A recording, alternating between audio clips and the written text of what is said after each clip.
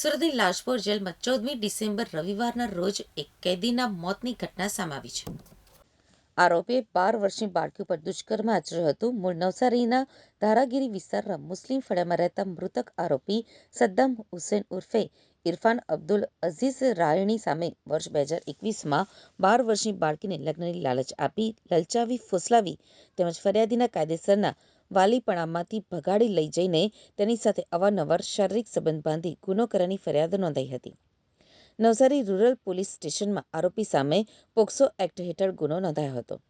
કોર્ટે આરોપીને આજીવન કેદની સજા ફટકારી હતી. જોકે નવસારી કોર્ટમાં આ કેસ ચાલતા સરકારી વકીલે રજૂ કરેલા પુરાવા અને બાળકીની જુબાનીના આધારે આરોપી સદ્દામ હુસેનને દોષિત જાહેર કર્યો હતો.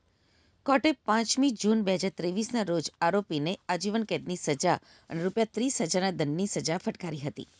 આ ચુકાદા બાદ આરોપી સુરતની લાજપોર જેલમાં પાકા કામમાં કેદી તરીકે કામ કરતો હતો.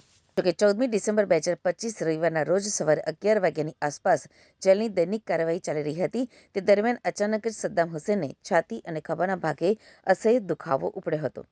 તેની હાલત જોઈ અન્ય કેદી અને જેલ સ્ટાફ દોડતો થઈ ગયો હતો.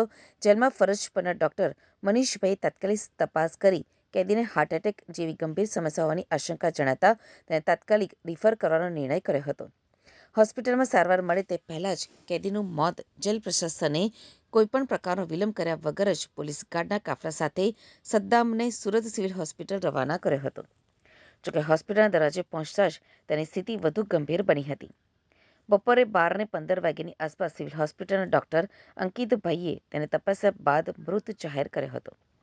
સચિન પોલીસ સ્ટેશનના પીઆઈ કે.એન. ગોહિલે આ મામલે જણાવ્યું હતું કે આ એક કસ્ટોડિયલ ડેથ હોવાથી તેની ગંભીરતાથી તપાસ થઈ રહી છે. એસડીએમ દ્વારા ઇન્ક્વેસ્ટ પંચનામાની કાર્યવાહી પૂર્ણ કરવામાં આવી છે. જેલમાં તે કયા વોર્ડમાં હતો, તેની તબિયત અગાઉ ક્યારેય બગડી હતી કે કેમ અને તેની સાથે કોઈ ઝઘડો થયો હતો કે કેમ તે તમામ પાસાઓ ઉપર પોલીસ નજર રાખી રહી છે. હાલમાં સદ્દામ હુસેનના મૃતદેહને પોસ્ટમોર્ટમ માટે સિવિલ હોસ્પિટલમાં જ રાખવામાં આવ્યો છે. મૃત્યુનું સચોટ કારણ જાણવા માટે પેનલ ડોક્ટર દ્વારા પોસ્ટમોર્ટમ કરવામાં આવશે.